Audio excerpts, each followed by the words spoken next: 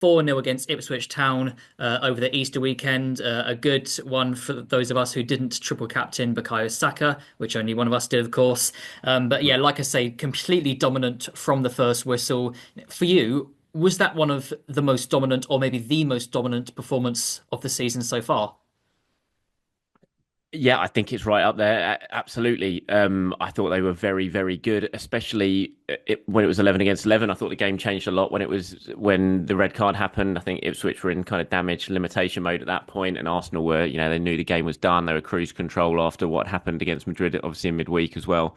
Didn't really need to exert themselves at that point. But the first 35 minutes or so, I thought Arsenal were absolutely excellent before the red card. They were just on it from the start. They were intense. They pressed so well. Ipswich just couldn't get out. It was absolute domination. It reminded me and I think this says a lot about Ipswich and the teams at the bottom of the Premier League this season, but it reminded me of a cup game against lower league opponents, for example, when the Premier League, there's just that big a golfing class between the sides.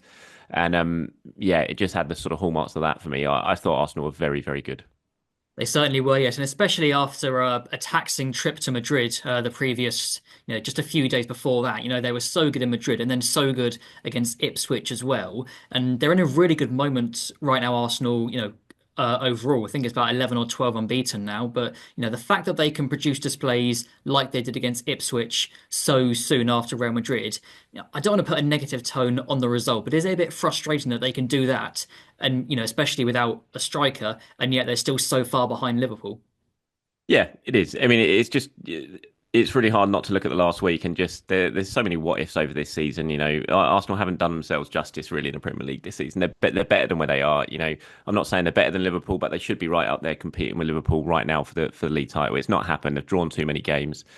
I think it's pretty clear where the issues have been in with those amount of draws. There's just been games when they haven't been able to do what they did against Ipswich. They just haven't taken advantage of the chances they've created and just not scored enough goals. So there's just been too many tight games where all it takes is a deflection, a set piece, something to go in and instead of winning a game, you're drawing a game. And that's just happened too much for Arsenal. And I think it is quite frustrating to look at what Arsenal have done and how well they've played recently and just think, it's just a season that's got away from them. So there is that, obviously. But, there's still an opportunity here. They're here to arguably be the greatest season in Arsenal's history, or certainly one of them if they go on and win the Champions League this season. So loads still to play for. And what this week has done, or this fortnight has done, it's just shown how good this Arsenal team is.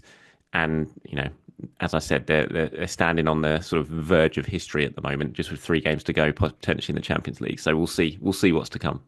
Yeah, it certainly shows how good they can be when they've got most of their big players fit. One of them is, of course, Bukayo Saka. And another very small negative of that game was obviously Saka getting that on the receiving end of that awful challenge from Leif Davis, who was rightfully sent off. I mean, Saka, obviously, there's going to be concern when a player gets tackled like that. Arteta says, he's fine, just a bit sore. So there's no serious concerns about his availability for Palace and for PSG. But the fact that, Saka, he will always get tackled like that because that's just the kind of player he is. A lot of fullbacks can't stop Saka unless you kick Saka. So does that make you, concerned about any long-term effects of all these repeated challenges? Or, yeah, just is there any concern from your end that this could impact him in the future, just how much he will get kicked and fouled? Yeah, it's hard not to. The treatment he receives and the kicks he takes, the challenges he takes, it's very hard not to sort of worry about the sort of long-term effects of it. I thought it was an awful tackle. I honestly thought he tried to get himself sent off. I just think he didn't fancy it anymore. I don't see how you make that tackle otherwise and not expect yourself to get a red card. He was never getting the ball. He was never getting close to the ball. He wasn't like going through. There was nothing on apart from stamping on the back of his Achilles. And I just honestly felt like, because he'd lost his head a little bit before in the build up to the second goal where he took out Trossard, and I just felt like he wanted to get off the pitch. I really did. And I was so thankful that there wasn't a serious injury to Bukayo Saka there, because there easily could have been. It was a really, really nasty one. And yeah, I mean, he takes so many knocks that you do worry about the sort of get the word out right, the sort of knock-on effect of that all. I mean, we look at Jack Wilshere and the amount of issues he had with his ankles and the kicks that he took with that low centre of gravity, and how many challenges he took, and what happened with him. Fingers crossed something like that does not happen with Bukayo Saka, obviously, because it would be an absolute crying shame for football, for Arsenal, for him. But he is such a strong guy, and he knows he can take it, and he can come back from it. Obviously, it forced him off at the weekend, and fingers crossed the sort of early prognosis is good on that. And if he's not playing against Palace, he'll definitely be playing against PSG.